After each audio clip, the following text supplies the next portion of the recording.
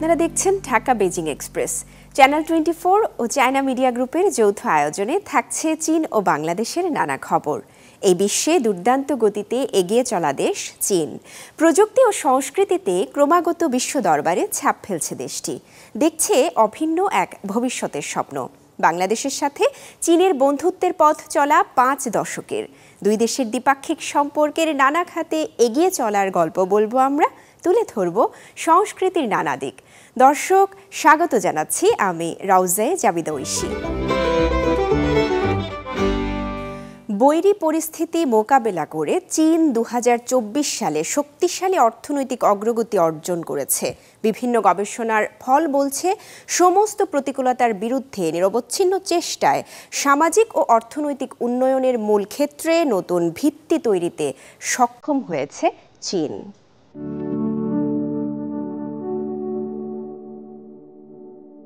সব ধরনের বাধা বিপত্তি পেরিয়ে 2024 সালে চীনের অর্থনীতি দুর্বার গতিতে এগিয়েছে, যা চীনা আধুনিকায়নের একটি নতুন এবং শক্ত পদক্ষেপ হিসেবে চিহ্নিত হয়েছে। এবছর উদযাপিত হয়েছে গণপ্রজাতন্ত্রী চীন প্রতিষ্ঠার 75তম বার্ষিকী। 14তম পঞ্চবার্ষিকী পরিকল্পনার লক্ষ্য এবং কাজগুলো অর্জনের জন্য এটি একটি গুরুত্বপূর্ণ বছর। গবেষণা বলছে, সমস্ত প্রতিকূলতার বিরুদ্ধে নিরবচ্ছিন্ন প্রচেষ্টার মাধ্যমে চীন সামাজিক ও অর্থনৈতিক উন্নয়নের মূল ক্ষেত্রে নতুন ভিত্তি তৈরি করতে সক্ষম হয়েছে। চলতি বছরের প্রথম 3 মাসে চীনের মোট অর্থনৈতিক উৎপাদন 95 ট্রিলিয়ন ইউয়ানে পৌঁছেছে, যা টানা 9 মাসে ইতিবাচক প্রবৃদ্ধি অর্জন করেছে। কৃষি ও গ্রামীণ বিষয়ক মন্ত্রণালয়ের তথ্যসূত্র বলছে, এই বছর চীনের শস্য উৎপাদন রেকর্ড ছাড়িয়ে সর্বোচ্চ 700 মিলিয়ন টন হতে পারে বলে প্রত্যাশা করা হচ্ছে। টানা 9 বছর ধরে 650 মিলিয়ন টনের উপরে শস্য উৎপাদন বজায় রেখেছে চীন। এদিকে নভেম্বর মাসে চীনের বার্ষিক নবায়নযোগ্য যানবাহন উৎপাদন প্রথমবারের মতো 1 কোটি মাইল ফলক অতিক্রম করেছে, যা বিশ্বের কার্বন হ্রাস প্রচেষ্টায় আরও বড় অবদান রেখেছে। অর্থনৈতিক গুরুত্বপূর্ণ সূচক গত 2 বছরের গড়কে ছাড়িয়ে গেছে। শিল্প আপগ্রেডিং সূচকের উন্নতি অব্যাহত রয়েছে এবং মৌলিক উদ্ভাবন সূচকটিও ঐতিহাসিক উচ্চতায় পৌঁছেছে। সামগ্রিকভাবে চীনের অর্থনীতির উন্নতির জন্য অনেক ইতিবাচক কারণ আছে। বছরব্যাপী অর্থনৈতিক প্রবণতা বিশ্লেষণ করার সময় চীনা একাডেমি অফ মাইক্রো ইকোনমিক রিসার্চের গবেষণা দল নতুন কিছু ফলাফল পায়। দেশটির এমন পরিসংখ্যান চীনের স্থিতিস্থাপকতা এবং সমৃদ্ধশীল জীবনী শক্তিকে প্রতিফলিত করে। 2024 সালে অস্থিতিশীলতা এবং পরিবর্তনে পরিপূর্ণ আন্তর্জাতিক প্রেক্ষাপটে চীনের উন্নয়ন এমন একটি সময়ে প্রবেশ করেছে, যেখানে ক্রমবর্ধমান অনিশ্চিত এবং অপ্রত্যাশিত কারণগুলোর মধ্যে কৌশলগত সুযোগ, ঝুঁকি এবং চ্যালেঞ্জ একসাথে অবস্থান করছে। 2024 জুলাই মাসে চীনের কমিউনিস্ট পার্টির 20তম কেন্দ্রীয় কমিটি বেইজিংয়ে তাদের 3য় পূর্ণাঙ্গ অধিবেশন আহ্বান করে এবং উচ্চ অর্থনৈতিক প্রবৃদ্ধিকে আরও ভারসাম্যপূর্ণ করে তোলার লক্ষ্যে আগামী 5 বছরের জন্য উদ্ভাবন, সমন্বিত, উন্মুক্ত এবং বিস্তৃত সংস্কার কাজগুলো গ্রহণ করে। অর্থনৈতিক কার্যক্রমে উদ্ভূত নতুন পরিস্থিতি এবং সমস্যার প্রতিক্রিয়া হিসেবে সেপ্টেম্বরের শেষের দিকে চীন ক্রমবর্ধমান নীতির একটি প্যাকেজ উন্মোচন করে, যা তাৎক্ষণিক এবং দীর্ঘমেয়াদী উভয় চ্যালেঞ্জ মোকাবিলায় প্রচেষ্টার একটি অংশ। নীতির সমন্বয়ের প্যাকেজটি কার্যকর চাহিদা, রিয়েল এস্টেট এবং পুঁজিবাজার, স্থানীয় সরকার ঋণ এবং ব্যবসায়িক সংস্থাগুলোর প্রত্যাশা সহ অর্থনীতির মসৃণ ব্যবস্থাপনাকে বাধাগ্রস্তকারী বিশেষ সমস্যাগুলোকে সরাসরি প্রত্যক্ষ করে। ন্যাশনাল ব্যুরো অফ স্ট্যাটিস্টিক্স অনুসারে ভোগ্য পণ্যের খুচরা বিক্রয় অক্টোবরে বছর ব্যবধানে বেড়েছে 4.8%। স্থায়ী সম্পদ বিনিয়োগের প্রবৃদ্ধি টানা 2 মাস স্থিতিশীল ছিল, যা জানুয়ারি থেকে অক্টোবরে 3.4% বৃদ্ধি পেয়েছে। স্থিতিশীল অর্থনৈতিক পুনরুদ্ধার এবং একটি পুনরুজ্জীবিত পর্যটন শিল্পের সহযোগিতায় দেশের রেলওয়ে নেটওয়ার্ক বছরের প্রথম ১১ মাসে ৪ বিলিয়ন যাত্রী ভ্রমণের রেকর্ড করেছে, যা ২০২৩ সালের রেকর্ডকে ছাড়িয়েছে। সংশ্লিষ্টরা বলছেন, ক্রমবর্ধমান প্রবৃদ্ধিমূলক পদক্ষেপের ক্রমবর্ধমান প্রভাবের সাথে ভোগ ও বিনিয়োগ বাড়ানোর জন্য চীনের উল্লেখযোগ্য সম্ভাবনা অর্থনৈতিক প্রবৃদ্ধিকে এগিয়ে নিয়ে যাবে। এর ফলে দেশটির জনগণ শুধু সুবিধাভোগী হবে তা নয়, বরং বৈশ্বিক অর্থনৈতিক পুনরুদ্ধারে আরও অবদান রাখবে চীন, এমনটি মনে করেন বিশ্লেষকরা। আগামী বছর থেকে একটি যথার্থ শিথিল মুদ্রানীতি গ্রহণ করবে চীন। পাশাপাশি অর্থনৈতিক প্রবৃদ্ধি ত্বরান্বিত করতে আরও সক্রিয় আর্থিক নীতি গ্রহণ করবে দেশটি। চীনের কমিউনিস্ট পার্টির কেন্দ্রীয় কমিটির পলিটিক্যাল ব্যুরো এমনটা জানিয়েছে।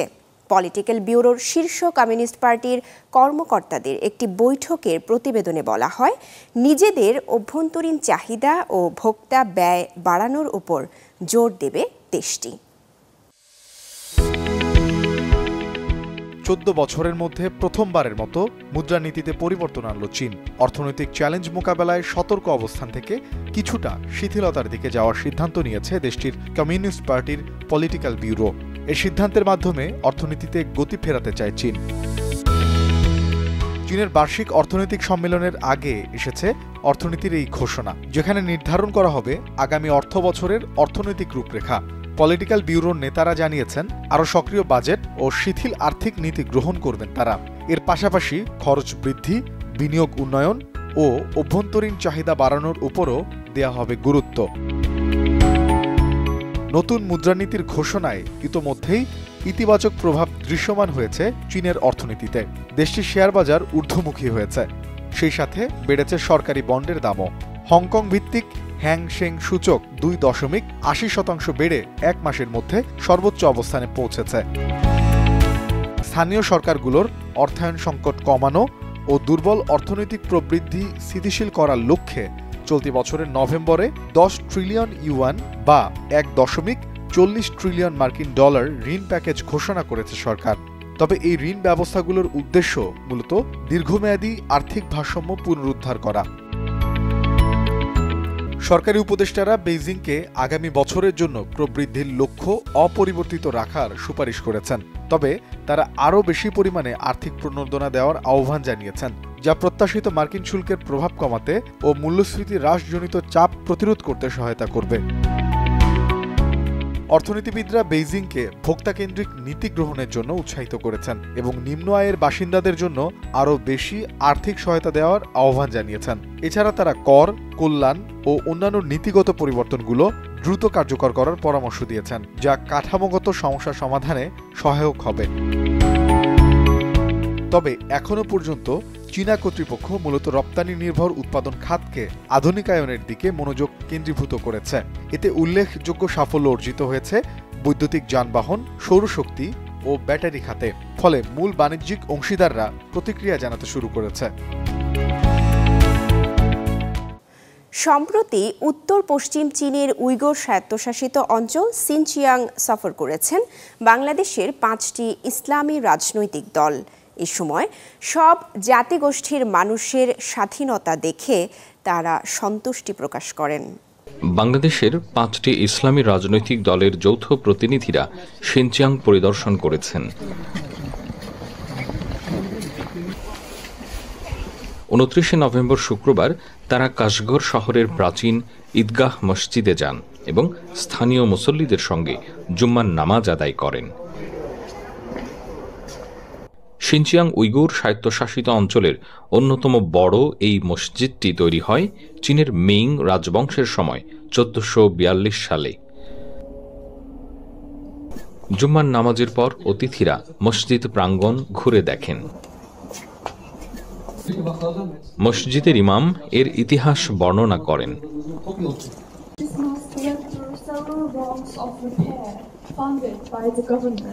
পরে প্রতিনিধি দলের প্রধান জামাত নেতা সৈয়দ আব্দুল্লাহ মোহাম্মদ তাহের স্থানীয় সাংবাদিকদের সঙ্গে কথা বলেন। We met the Imam, talked to him, and had a briefing about the history of this mosque. We really appreciate the initiation and appreciate the freedom given to all ethnic groups, including the Muslims. We are very happy.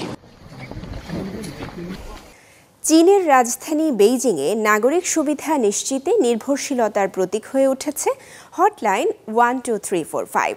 বিভিন্ন সামাজিক সমস্যার সমাধান ও জীবনযাত্রার মান উন্নয়নে দিন দিন বাড়ছে হটলাইনটির জনপ্রিয়তা। উন্নত প্রযুক্তির ব্যবহার যোগ করছে বাড়তি মাত্রা। চীনের রাজধানী বেইজিংয়ের একটি ব্যস্ততম এলাকা চিনরোংচিয়ে। সেখানে প্রতি রাতেই একটি পাবলিক স্কয়ার পরিণত হয় ডান্স ক্লাবে। বিভিন্ন জায়গা থেকে এখানে একটু প্রশান্তির জন্য জড়ো হন নৃত্যশিল্পীরা। লাউড স্পিকারে চলে গান আর তালে তালে চলে নাচ। তবে তাদের এই উচ্ছ্বাস ও আনন্দের মুহূর্তটা এলাকার অনেকের কাছেই হয়ে ওঠে বিরক্তির কারণ। গানের শব্দ বাদসাধে শিক্ষার্থীদের লেখাপড়ায় ঠিকমতো মনোযোগ দিতে পারে না তারা। অভিভাবকদের মাঝেও বাচ্চাদের নিয়ে তৈরি হয় উদ্বেগ। লাউড স্পিকারে বাজানো গানের শব্দ সহ্য করতে না পেরে বেইজিংয়ের হটলাইন 12345-এ কল দিয়ে অভিযোগ করতে থাকেন বাসিন্দারা। এতে চাপ বাড়ে স্থানীয় প্রশাসনের। আমার নাতি কানে ইয়ারপ্লাগ দিয়ে পড়াশোনা করছে। গানের শব্দে সে লেখাপড়ায় মনোযোগ দিতে পারে না। উপায় না পেয়ে আমার বৌমা 12345-এ কল দেয়। সমাধান খুঁজতে হটলাইন 12345-এ কল দিয়ে প্রশাসন খোঁজ পায় Chinese academy of science CAS নামের একটি প্রতিষ্ঠানের, যা কাজ করে শব্দ তরঙ্গের মাত্রা নিয়ন্ত্রণে। চিনরোংচিয়ে এর বাসিন্দাদের সমস্যার কথা আমলে নিয়ে এর সমাধানে নেমে পড়ে CAS। এরপর পাবলিক স্কয়ারের 6টি স্থানে বসানো হয় কাটিং এজ লাউড স্পিকার, যা একটি নির্দিষ্ট এলাকার মধ্যেই শব্দ তরঙ্গকে সীমাবদ্ধ রাখতে সাহায্য করে। লাউড স্পিকারগুলোতে এমন প্রযুক্তি ব্যবহার করা হয় যাতে শব্দ 30 ডিগ্রি অ্যাঙ্গেলের মধ্যে থাকবে। অ্যাঙ্গেলের পরিমাপ অনুযায়ী ঠিকভাবে এগুলো বসাতে পারলে নির্দিষ্ট সীমার বাইরে গান বাজনার শব্দ যাবে না। সাদা বাক্সের মতো দেখতে এই উন্নত প্রযুক্তির লাউড স্পিকারগুলো ব্যবহারের পর থেকে আর গানের শব্দ যায় না বাসিন্দাদের ঘরে। আর নাচিয়েরাও আগের মতোই পাবলিক স্কয়ারে কাটাতে থাকেন আনন্দ ঘন সময়। একদিন আমি ঘরে বসেছিলাম, কিন্তু রাতে কোনো গানের শব্দ শুনতে পেলাম না। ভাবলাম তারা নাচ গান বন্ধ করে দিয়েছে। বাড়ি থেকে নিচে নেমে ওই জায়গার কাছে গেলে দেখি অনেকেই নাচছে, আর গানের শব্দ শুধু সেখানে গেলেই কানে আসছে। বেইজিংয়ের হটলাইন 12345-এ কল দিয়ে এভাবেই দৈনন্দিন জীবনের নানা সমস্যার সমাধান পাচ্ছেন শহরবাসী। পাশাপাশি প্রশাসনের সাথে তৈরি হচ্ছে জনগণের নিবিড় সম্পর্ক। আর উন্নত প্রযুক্তির উদ্ভাবন জীবনযাত্রার মান উন্নয়নে যোগ করছে নতুন মাত্রা।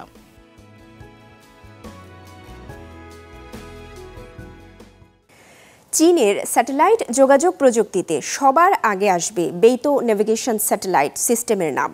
বেইতোর কারণেই বিশ্বের তৃতীয় দেশ হিসেবে এখন স্বয়ংসম্পূর্ণ গ্লোবাল নেভিগেশন সিস্টেমের অধিকারী চীন।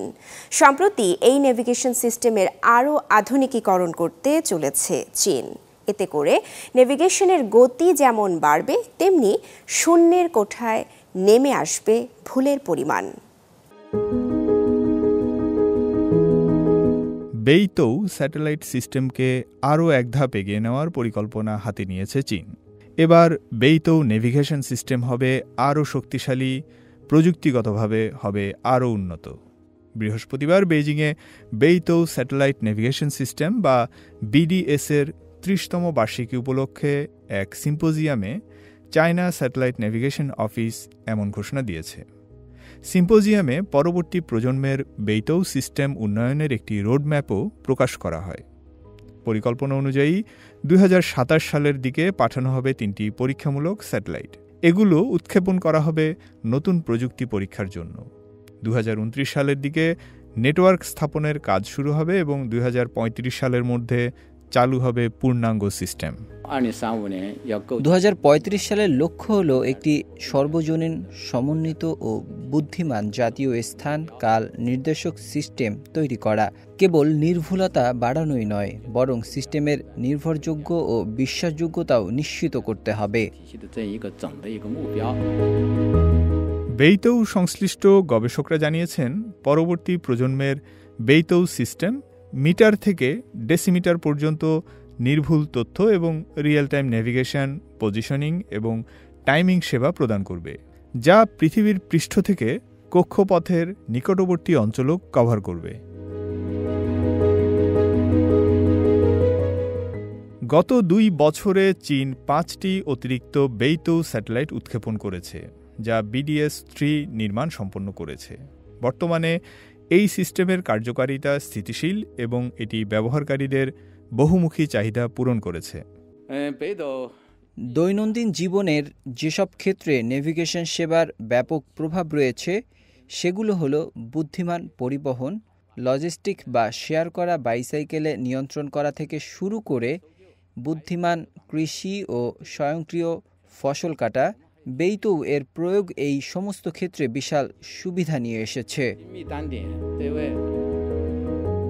1994 সালে চীন BDS প্রকল্প শুরু করে। BDS-1 এবং BDS-2 পর্যায়ক্রমে 2000 এবং 2012 সালে সম্পন্ন হয়। 2020 সালের 31 জুলাই BDS-3 চালু হওয়ার পর চীন বিশ্বের তৃতীয় দেশ হিসেবে একটি স্বাধীন গ্লোবাল নেভিগেশন স্যাটেলাইট সিস্টেম অর্জন করে। বেইতৌ সিস্টেমের সেবা কৃষি, পরিবহন, শক্তি, যোগাযোগ, প্রাকৃতিক সম্পদ ব্যবস্থাপনা এবং দুর্যোগ মোকাবিলা সহ বিভিন্ন ক্ষেত্রে ব্যবহৃত হচ্ছে। গবেষকরা জানিয়েছেন, বেইতৌ সিস্টেমের সেবা ইতোমধ্যে 130টিরও বেশি দেশে রপ্তানি করা হয়েছে। বেইতৌ সিস্টেম বর্তমানে জাতিসংঘের 4টি প্রধান স্যাটেলাইট নেভিগেশন সেবা প্রদানকারীর মধ্যে একটি।